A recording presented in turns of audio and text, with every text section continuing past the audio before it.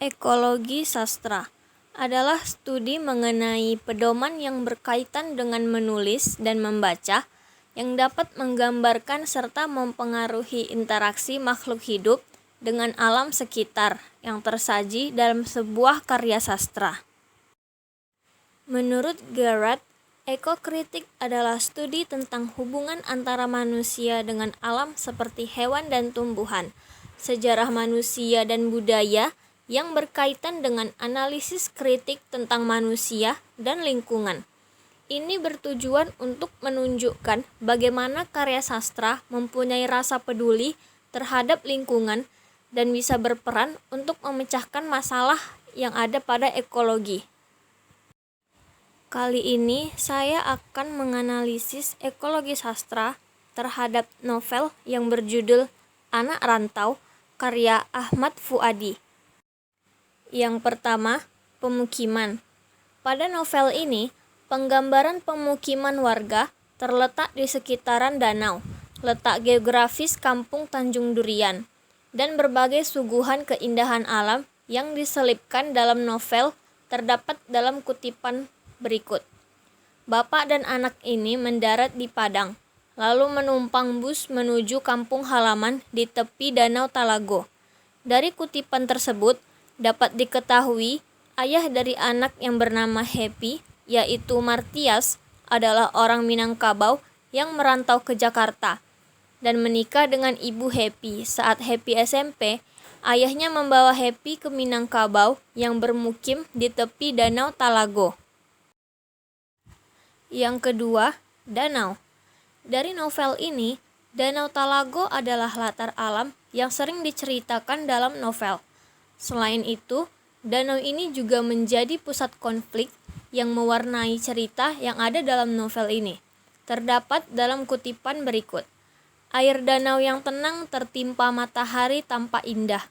Dari sini, dia juga bisa melihat sampai ujung kampung, karena surau ini memang terletak di tanah yang agak tinggi. Dari kutipan tersebut, di sekitaran danau terdapat masjid dan pada sore hari dan pagi hari, danau ini mampu memantulkan cahaya keemasan dari sinar matahari. Happy merasakan berada di tengah danau dengan menikmati keindahan yang terletak di Kampung Tanjung Durian ini. Yang ketiga, pencemaran. Pada novel ini terjadi beberapa perubahan yang awalnya penceritaan alam yang ada di Minangkabau, khususnya Kampung Tanjung Durian, adalah wilayah yang subur, asri, dan damai. Namun di tengah penceritaan timbul berbagai masalah yang dilakukan oleh manusia yang kemudian merusak alam. Ini disebut dengan krisis ekologi. Terdapat dalam kutipan berikut. Sekarang air danau sudah susut, sehingga tepi pantai kini menjauh beberapa meter dari rumah. Kakeknya menuduh air susut gara-gara sungai mengering, akibat adanya penebangan liar di hulu.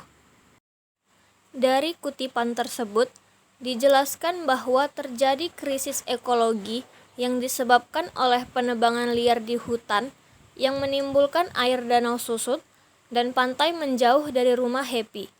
Ini menunjukkan hubungan manusia dengan alam yang berdampak negatif yang menyebabkan terjadinya krisis ekologi. Yang keempat, tempat tinggal. Terdapat dalam kutipan berikut. Dan dalam beberapa hari setelah itu, angin danau menerbangkan bau anyir dan busuk ke segala penjuru, karena bangkai ikan yang kembung dan berlendir. Para penjaga keramba dan nelayan yang kewalahan membersihkan bertonton bangkai ini, akhirnya membiarkan ikan-ikan mati ini mengapung di air. Dari kutipan tersebut, dijelaskan bahwa masyarakat yang tinggal di dekat danau tidak sanggup mencium aroma air danau yang membusuk, sehingga masyarakat yang tinggal di sana merasa terganggu akibat aroma air danau dan aroma ikan-ikan yang sudah kembung dan berlendir. Yang kelima, bencana. Bencana adalah keadaan berupa kondisi dari alam dan lingkungan yang tidak seperti biasanya. Adanya perubahan iklim, kerusakan, kemerosotan hayati, kepunahan ekosistem, dan meningkatnya bencana alam. Terdapat dalam kutipan berikut. Pernah suatu ketika hujan tidak mau berhenti sampai 2 hari. Akibatnya, jalan menjadi licin karena penuh lacah. Anak sungai ada yang meluap, sehingga sekolah Happy diliburkan. Dari kutipan tersebut, dijelaskan bahwa musim hujan mengakibatkan kebanjiran, sehingga mengalami dasar danau menjadi meluap akibat terjadinya hujan yang tidak berhenti. Selain itu, cuaca di kampung Tanjung Durian, Minangkabau tidak mendukung sehingga beberapa kampung halaman mengalami kebanjiran. Yang keenam, binatang. Menurut Gerard, studi tentang hubungan antara manusia dengan binatang dalam ilmu humaniora terbagi antara hak-hak binatang dengan analisis budaya representasi binatang.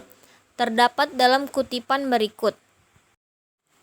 Di sarang elang pun mereka mengunci semua jendela. Bahkan Mak Tuoros harus menutup lapaunya beberapa hari karena tiada orang yang berselera makan dan minum di lapau yang terletak tidak jauh dari danau ini. Dalam kutipan tersebut digambarkan seekor elang yang berusaha memangsa ikan-ikan yang sudah busuk di dasar danau, sehingga Mak Tuoros menutup lapaunya beberapa hari karena bau busuk sampai di tempat Mak Tuo, sehingga orang-orang tidak berselera makan dan minum. Yang terakhir, kesimpulan. Yang pertama, dalam penggambaran alam dalam novel ini dilatar belakangi tentang keadaan atau kondisi alam yang terjadi di Minangkabau. Yang kedua, dari krisis ekologi yang terjadi dalam novel ini dapat dilihat dari latar belakang sikap manusia yang seharusnya menjaga lingkungannya.